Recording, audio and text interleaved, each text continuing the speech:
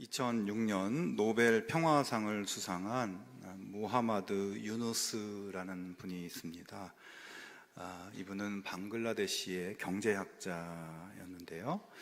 이 방글라데시의 그 극심한 빈곤 문제에 대해서 마이크로 크레딧이라는 운동을 펼쳐서 빈곤층과 여성들에게 경제적 자립과 희망을 가져다 준 그런 공로가 인정돼서 경제학자인데 노벨 평화상을 수상했습니다. 이분은 대학 교수로서 자신이 알고 있는 경제학 이론을 가지고는 이 빈곤의 문제에 전혀 도움이 되지 않는다는 것을 알고 굉장히 무력감을 느끼고 있었습니다.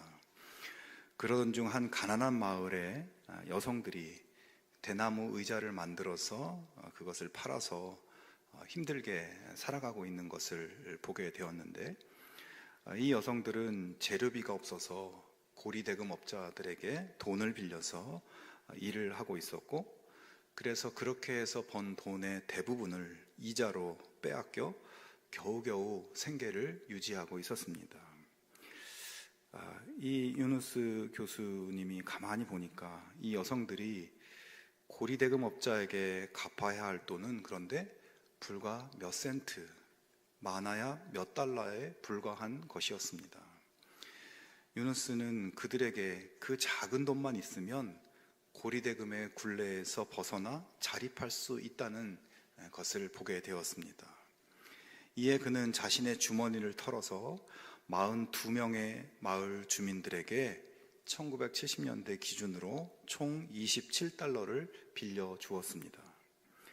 놀랍게도 그들은 빌린 돈을 꼬박꼬박 잘 갚았고 조금씩 더 나은 삶을 만들어가기 시작하는 것이었습니다.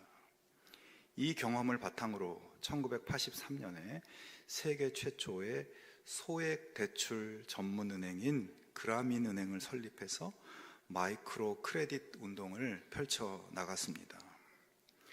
당시 이 운동은 주로 소규모 사업에 필요한 소액 자금을 담보 없이 대출해 주었고, 또 이 나라에서 가족과 지역사회에 많은 영향을 끼치고 상환율도 높은 여성들에게 우선적으로 돈을 빌려주었습니다. 그리고 개인보다는 5명 내외의 그룹에게 대출해줘서 서로 상환을 도울 수 있도록 하고, 정기적으로 모임을 갖도록 해서 교육과 사회적 지지망을 확보해 주었습니다.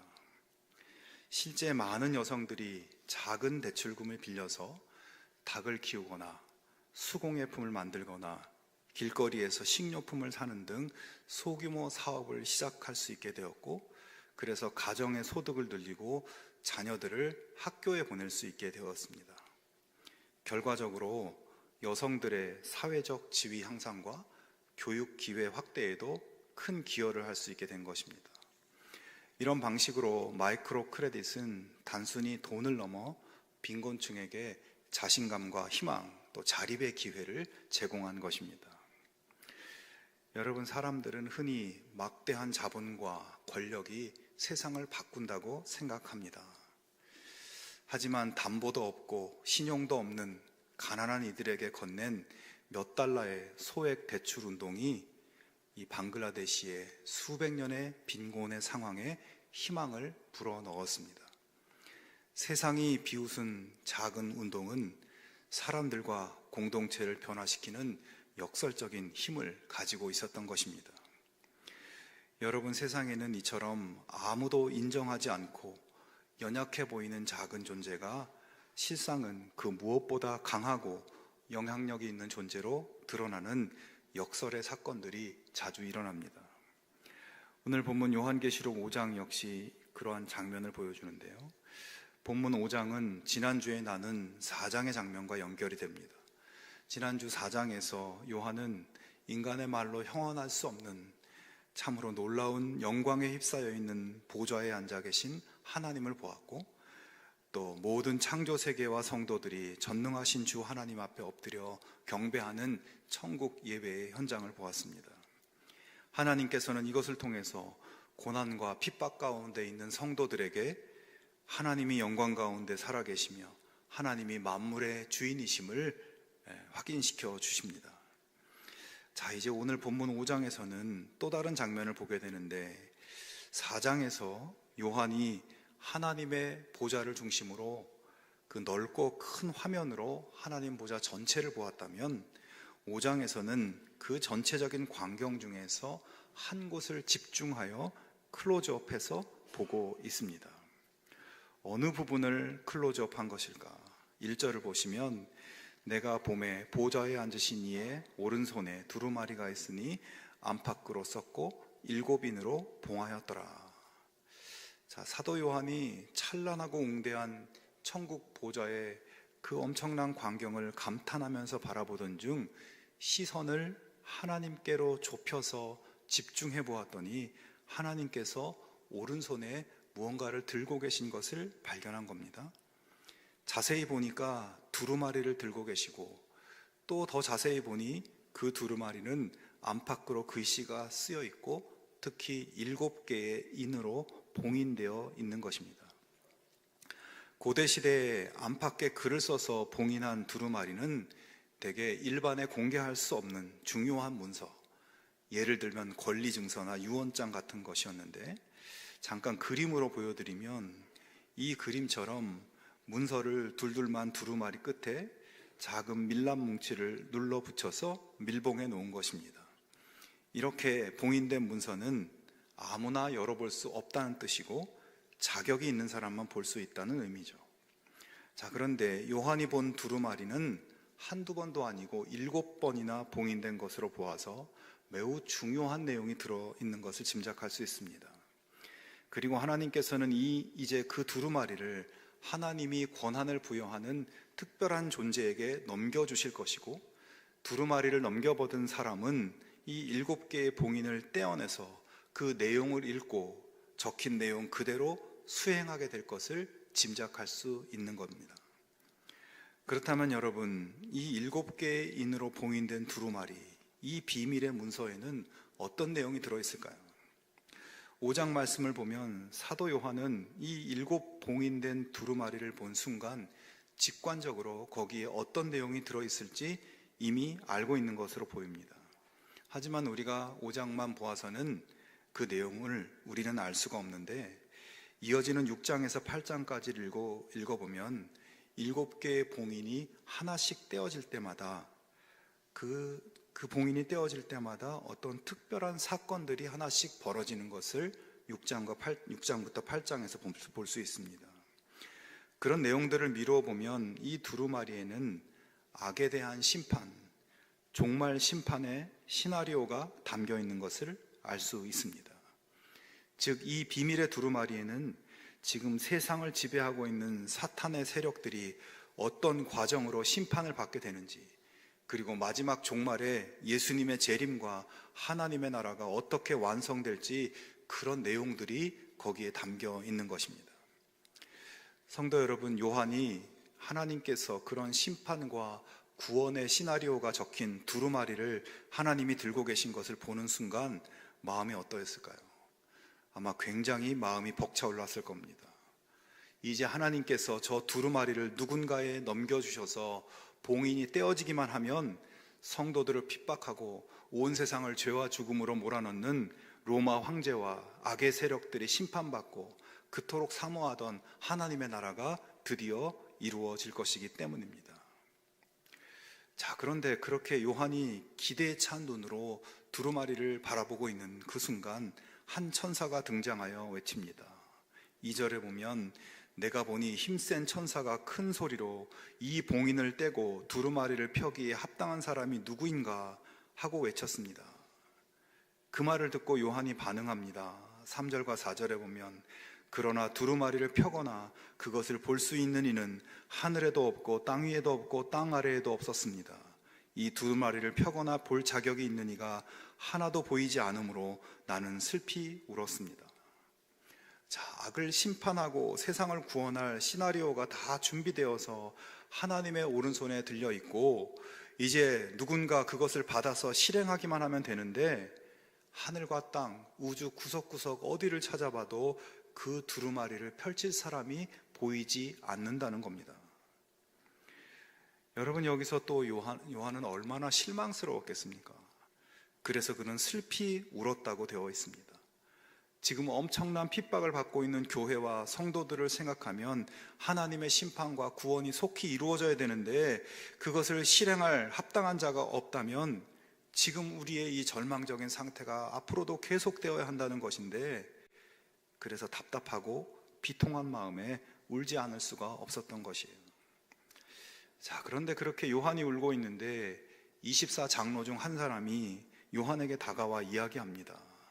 울지 마십시오. 유다 지파에서 난 사자 곧 다윗의 뿌리가 승리하였으니 그가 이 7 봉인을 떼고 이 두루마리를 펼 수 있습니다. 울지 말라고, 두루마리를 펼칠 분이 계시다고. 유다 지파에서 난 사자 다윗의 뿌리가 7 봉인을 떼고 두루마리를 펼칠 수 있다는 것입니다. 요한이 그 말을 듣는 순간 그의 마음은 다시 희망으로 차올랐을 겁니다. 이야기가 계속 반전에 반전을 거듭하고 있어요. 그리고 나서 요한이 눈물을 닦고 보좌 주변을 자세히 집중해서 클로즈업 해봅니다. 그런데 거기에 놀랍게도 일찍이 죽임을 당한 것 같은 상처투성이의 어린 양이 서 있는 것입니다. 요한은 그 어린 양을 보는 순간 단번에 저 어린 양은 십자가에서 죽으신 우리 예수님이시구나 생각했습니다. 곧이어 보좌에 앉으신 하나님의 그 두루마리를 이 어린 양이 넘겨봤습니다. 요한은 이제 예수님께서 성도들을 핍박하고 세상을 죄악과 죽음으로 몰아넣는 사탄의 세력을 심판하고 고대하던 하나님의 나라를 이루게 하실 것을 확신하게 되었습니다. 여러분, 여기서 우리는 하나님의 이 역설적인 방식을 발견합니다. 요한이 두루마리를 펴기에 합당한 자를 찾지 못해서 울고 있을 때 그에게 들려온 소리는 유다 지파에서 난 사자가 두루마리를 펼 수 있다는 것이었습니다. 그래서 그는 우렁차게 포효하며 모든 악을 짓밟아 버릴 사자가 나타나 보여지기를 기대했을지 모릅니다. 그러나 요한의 눈에 보인 것은 상처투성이에 죽임을 당한 듯한 어린 양이었습니다. 여러분, 오늘 본문 말씀의 이 환상들, 이런 상징들을 통해서 보여주고자 하는 메시지를 조금 더 깊이 들여다볼 수 있기를 원합니다.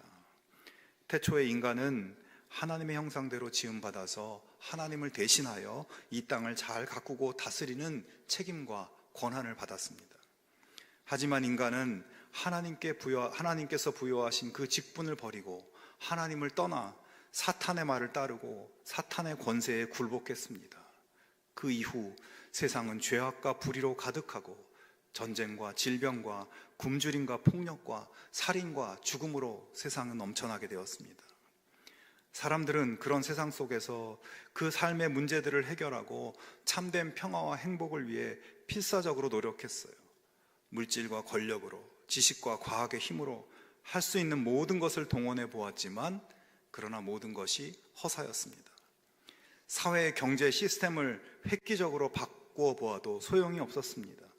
정말 탁월하고 위대한 정치 지도자에게 기대를 걸어봐도 실망만 안겨주었고, 과거보다 월등한 경제적인 풍요가 이루어졌지만 공허함은 채워지지 않았습니다.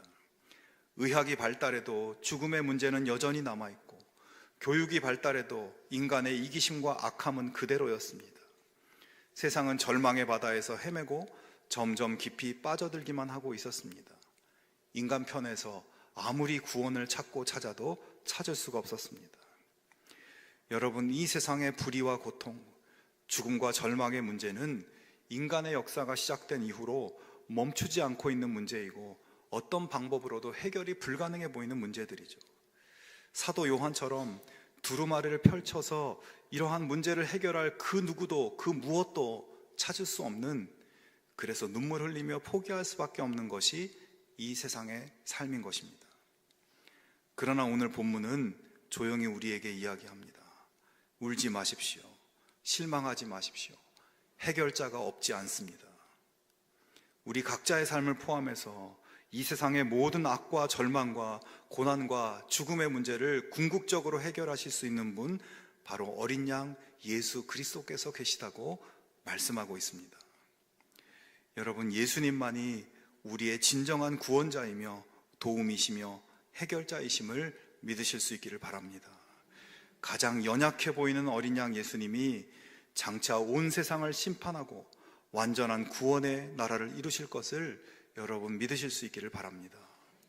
물론 세상은 우리의 그러한 믿음에 코웃음을 칠지 모르겠습니다.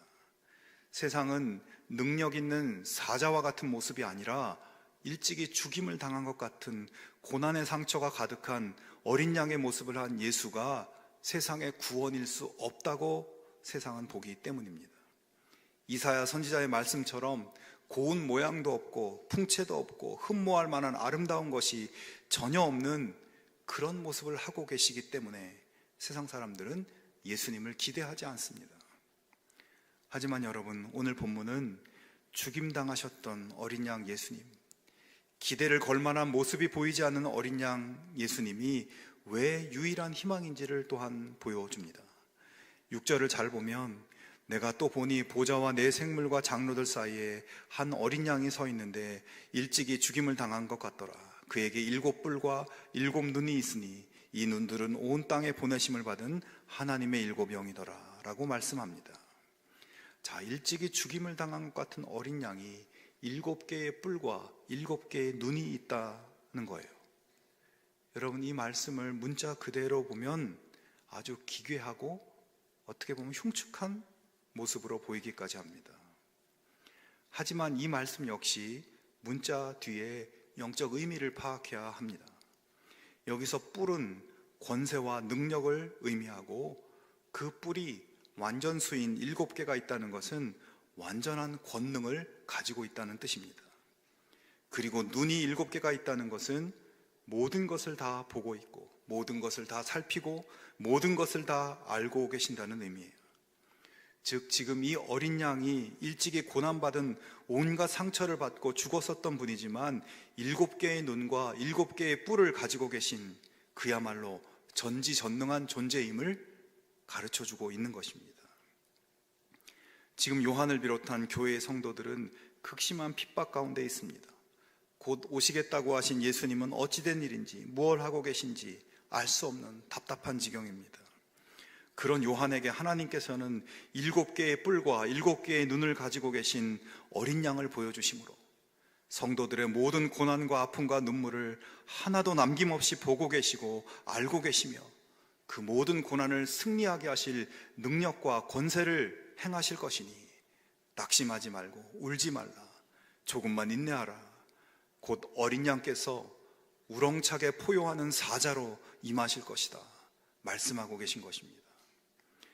여러분, 세상 사람들은 볼품없고 연약해 보이는 어린 양 예수가 구원일 수 없다고 말을 하지만 그분은 불꽃 같은 눈으로 우리 모든 사람과 이 모든 우주 만물의 깊은 곳까지 다 보고 계시고 살피고 계시고 알고 계십니다. 모든 권세와 능력을 다 가지고 계셔서 불가능이 없으시고 모든 악을 완전히 심판하고 구원의 역사를 펼칠 능력이 있으십니다. 그분은 어린 양이시면서 사자이신 것입니다. 여러분, 전지전능하신 어린 양 예수님이 또한 저와 여러분을 보고 계십니다. 마침내 우리 모두를 위해 능력을 행하실 것입니다. 그분을 더욱 신뢰하고 의지하며 또 찬양하고 순종할 수 있기를 바랍니다. 우리의 유일한 희망은 어린 양 예수님에게 있음을 확신하고 그 믿음으로 예수님과 함께 승리하는 우리 모두가 될 수 있기를 축원합니다. 자, 요한이 그렇게 죽임당하신 어린 양이시며 전지전능하신 그 사자이신 예수님께서 두루마리를 받으신 모습을 바라보고 있는데 장면이 또 전환됩니다. 보좌 주변에 있던 네 생물과 24장로들이 어린 양께 검은고와 향이 가득한 금 대접을 가지고 엎드려 찬양하며 경배하는 장면이죠. 자, 여기서 성경은 특별히 이 금 대접에 담긴 향은 성도의 기도들이라고 말씀하고 있어요. 자, 계속되는 환상의 장면에 대해서 보여주지만 특별히 이 부분에서는 주님께서 분명한 의미를 직접적으로 가르쳐 주고 있어요. 요한에게 왜 이 부분을 강조하셨을까요? 여러분, 그 당시 성도들이 핍박을 당하고 무시를 당하고 멸시를 받는 상황 속에서 얼마나 하나님께 기도를 드렸겠습니까? 하지만 핍박은 계속되고 오히려 점점 거세어지는 것을 보면서 하나님께 드린 간절한 기도가 그냥 땅에 떨어져 버린 것은 아닐까, 하나님께 우리의 기도가 들려졌을까 하는 애타는 마음이 들었을 겁니다. 하나님께서는 그래서 요한에게 하늘에서 무슨 일이 벌어지고 있는지를 보여주고 있어요. 성도들의 기도는 모두 가장 고귀한 금 대접에 담겨 있고 존귀하신 하나님께 아름다운 향기로 바쳐지고 있는 것을 보게 된 것입니다. 여러분, 이것이 세상이 알지 못하는 우리들만이 가지는 신비인 것입니다. 여러분, 우리의 기도 한마디 한마디는 결코 가벼운 것이 아닙니다. 우리가 작은 신음 같은 기도 소리 한마디도 결코 놓쳐지지 않고 흘려지지 않고 금 대접에 고귀하게 담겨서 하나님께 올려진다는 것입니다. 그러므로 여러분, 나의 기도를 하나님이 듣지 않으시는 것 같다고, 하나님이 나의 기도는 응답하지 않는다고 생각하지 않기를 바랍니다. 우리의 기도는 단 한마디도 그냥 땅에 떨어지지 않고 금 대접에 담겨져 하나님 앞에 드려집니다. 하나님은 우리의 기도를 금대접에 고귀하게 간직해 두셨다가 우리의 상상을 초월하는 하나님의 방식으로 응답하실 것입니다. 자, 여러분, 그렇다면 문제는 무엇입니까? 문제는 기도하지 않는 우리가 문제이죠. 하나님은 우리의 기도를 한마디도 놓치지 않고 금대접에 담아두시는 분이신데 우리는 교만해서 기도하지 않고 낙심해서 기도하지 않고 나태함으로 기도하지 않고, 그래서 담겨진 나의 기도가 없다면 여러분, 얼마나 그것이 부끄러운 모습입니까? 성도 여러분, 오늘 무슨 기도를 드리셨나요? 그 기도가 하나님 앞에 그 금대접에 담겨 있고 간직되어 있습니다. 그리고 반드시 하나님의 때에 합당하게 응답될 것입니다. 이 믿음으로 용기와 위로를 얻고 끝까지 기도를 놓지 않고 승리하는 여러분 될 수 있기를 축원합니다.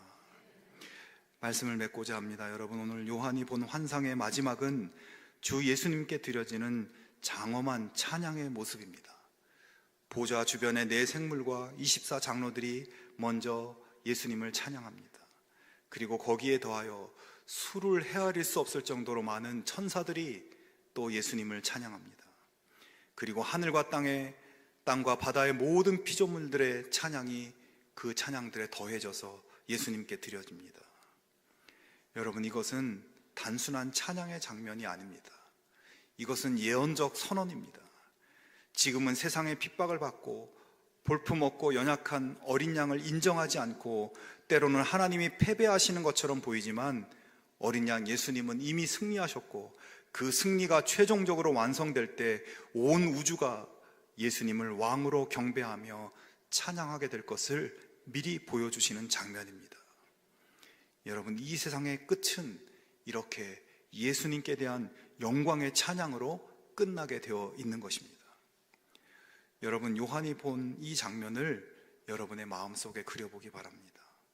모든 것의 왕이시며 모든 찬양을 받기에 합당하신 예수님이 바로 나의 주님이시라는 사실을 확신하고 지금 현재 나를 실망시키는 어떤 문제나 어려움이 닥치더라도 예수님이 이루실 은혜의 역사를 기대하며 우리의 입술로 우리의 순종의 삶으로 진실하게 예수님을 찬양하며 나아가는 우리 모두의 복된 삶이 되기를 축원합니다.